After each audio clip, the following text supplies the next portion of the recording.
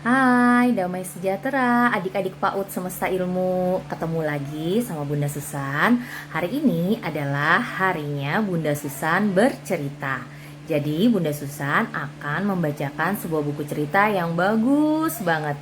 Dengerin ya, kalian juga bisa loh ngelihat gambar yang ada di buku cerita yang akan Bunda Susan bacakan nanti.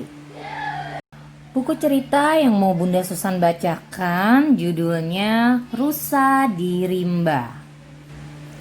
Dahulu kala, seorang gadis kecil bernama Laura tinggal di sebuah rumah kecil yang terbuat dari kayu gelondong di Rimba Besar, Wisconsin.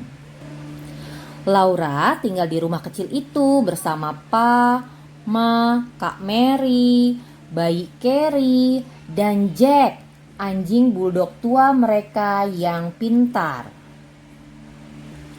Ini musim gugur. Siang hari berlalu semakin singkat dan dingin. Api di tungku menyala sepanjang hari supaya rumah kecil tetap hangat. Laura dan Mary membuat selimut kain perca di depan tungku.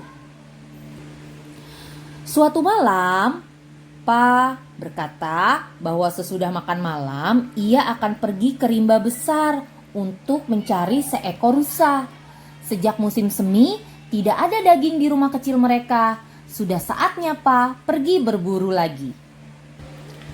Setelah makan malam, Pa pergi ke rimba besar, sementara Laura dan Mary pergi tidur. Mereka merindukan lagu-lagu yang selalu dimainkan Pa dengan biolanya sebelum mereka terlelap.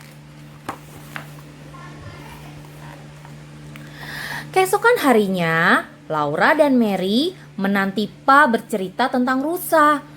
Namun, Pa sepanjang hari sibuk membelah kayu bakar untuk perapian supaya rumah kecil tetap hangat.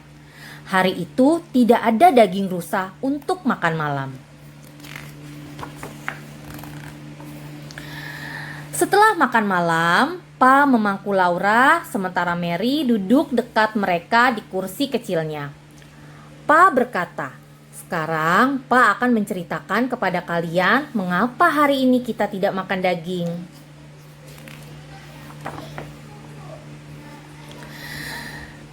Semalam, Pa pergi ke rimba dan memanjat pohon ek besar untuk mengintai rusa, kata Pa. Tak lama, bulan purnama muncul, jadi Pa bisa melihat jelas seekor rusa dengan tanduk sangat besar di kepalanya. Rusa itu tampak begitu kuat, bebas dan liar sehingga Pa tidak tega menembaknya. Pa cuma duduk dan memperhatikan sampai ia lari memasuki rimba besar.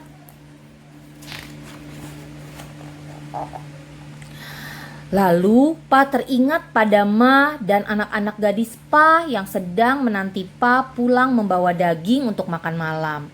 Jadi Pa memutuskan bila nanti Pa melihat seekor rusa, Pa akan menembaknya. Setelah menunggu cukup lama, muncullah seekor induk rusa bersama anaknya di bawah cahaya bulan. Keduanya berdiri sambil melihat-lihat ke dalam rimba. Mata mereka yang besar tampak bercahaya dan lembut. Pa cuma duduk memandangi mereka sampai kedua rusa itu menghilang dalam kegelapan. Lalu Pa turun dari pohon dan pulang. "Aku senang Pa tidak menembak mereka," bisik Laura di telinga Pa. Mary pun berkata, "Kita masih bisa makan roti dengan mentega." Pa memeluk keduanya dan berkata, "Kalian anak gadisku yang baik." Malam itu, Laura dan Mary berbaring nyaman di bawah selimut. Pa memainkan biolanya lembut. Ma duduk dekat perapian sambil menjahit dan berayun pelan di kursi goyang. Laura terjaga sebentar. Ia berpikir mereka begitu beruntung bisa tinggal di rumah kecil yang aman dan nyaman di rimba besar. Tamat. Nah, itu tadi ceritanya tentang rimba di rusa. Rusa di rimba. Ceritanya bagus ya. Nah, kalau kalian sudah mendengarkan ceritanya, coba deh kalian ceritakan kembali. Bisa ceritakan kembali ke ayah, ke bunda, atau adik-adik atau kakak kalian di rumah. Ya, sampai bertemu di cerita berikutnya. Dah, puji Tuhan, damai sejahtera.